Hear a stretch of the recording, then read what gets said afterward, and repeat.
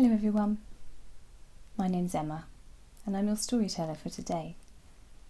Tonight's chapter is chapter 3 from The Bee Who Wanted to Fly a Little Higher, and this is called Meeting the Queen.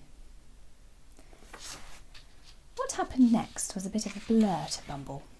It all came as such a shock. It was as if her world warped into slow motion and Bumble's body and mind were operating at different speeds, so nothing seemed to quite make sense. "And to what do I owe this pleasure?" asked the Queen. "I mean, I'm very busy, don't you know, and so, if it pleases you, I'd very much like to get right to the point. What is it that you wanted so desperately to see me for?" Bumble was caught in the moment.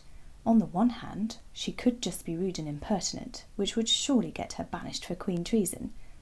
And yet, in the heat of the moment, and in being lost in the shock and surprise, Bumble wasn't quite sure what to do.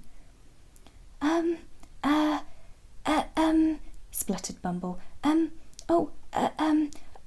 sorry, Well, said the Queen, I haven't got all day.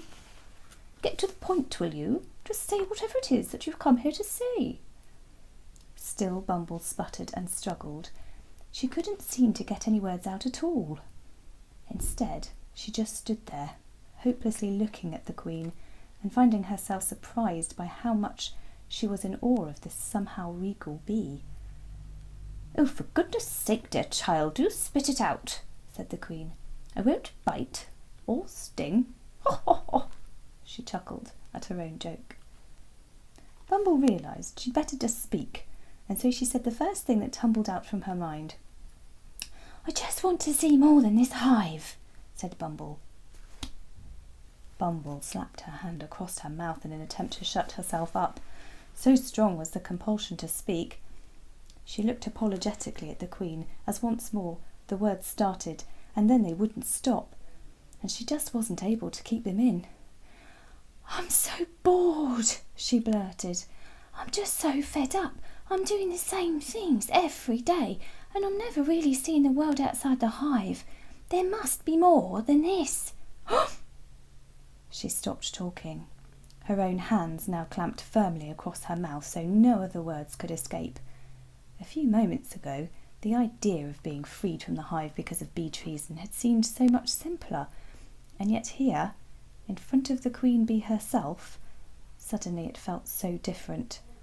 Bumble felt small and rude and ungrateful, and not at all the heroic feelings she had anticipated. Bumble realised she was holding her breath in panic, having just blurted all that out to the Queen Bee herself. Surely there could be no higher treason than being directly rude to the Queen. Because, as Bumble realised, like it or not, the Queen Bee had the power over her and over the rest of the whole hive. Oh dear, what was Bumble going to do? And what was the Queen going to do to Bumble? That's the end of tonight's chapter. Sleep tight. See you soon. Night night.